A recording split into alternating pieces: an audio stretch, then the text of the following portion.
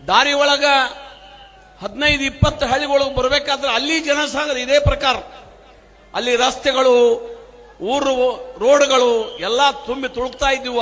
ಎಷ್ಟೊಂದು ಭಕ್ತಿ ಅದು ಇದ್ರೂ ಸಹಿತ ಸುಮಾರು ನಿನ್ನೆನೆ 3-4 ಲಕ್ಷ ಜನ ದರ್ಶನ ತಗೊಂಡಾರ. ನಿನ್ನೆನೆ ರಾತ್ರಿ 12ಕ್ಕೆ ಇಲ್ಲಿ ಬಂದೀವಿ. ನಾವು 10 ಗಂಟೆಗೆ ಇಲ್ಲಿ ಬರ್ಬೇಕಂದ್ರೆ 12 ಗಂಟೆ ಆಯ್ತು.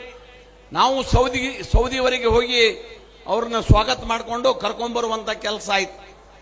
ನಮಗ ದುಃಖ ಆಗ್ತಾ ಇತ್ತದ, ನಮಗ ದುಃಖ ಆಗ್ತಾ ಇತ್ತು. ನಮ್ಗೆ ಯಾರು ಅರಿವಿಲ್ಲದಾಗ ಅಪ್ಪಾಜಿಯವರು ಇಷ್ಟೊಂದು ಭಕ್ತರನ್ನ ಹೊಂದಿದ್ರ ಅನ್ನುವಂತ ದುಃಖ ನಮಗೂ ಹಾಕಿದ್ರು.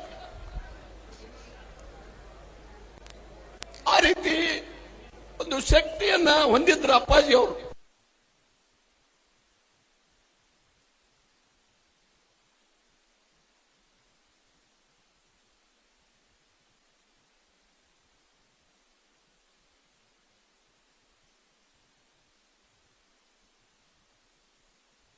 ಆಶೀರ್ವಾದ ಪಡೆದಿವಿ.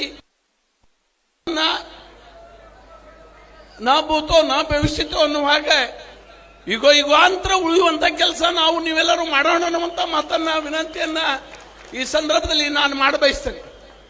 ಇಲ್ಲಿ ನಾವು ಬೆಳಗ್ಗೆಯಿಂದ ನಾನು 7 ಗಂಟೆಗೆ ಬಂದು ಇಲ್ಲೆಲ್ಲ ವಿಶೇಷವಾಗಿ ತಾಯಂದರು ಭಕ್ತರನ್ನ ದಂಡ ನೋಡಿದ್ರೆ ನಮಗ ಅದ್ಭುತ ಅನಿಸ್ತದ. ಅದ್ಭುತ ನಿಮ್ಗೆ ಎಲ್ಲಿ ನೋಡಕ್ ಸಿಗುದಿಲ್ಲ.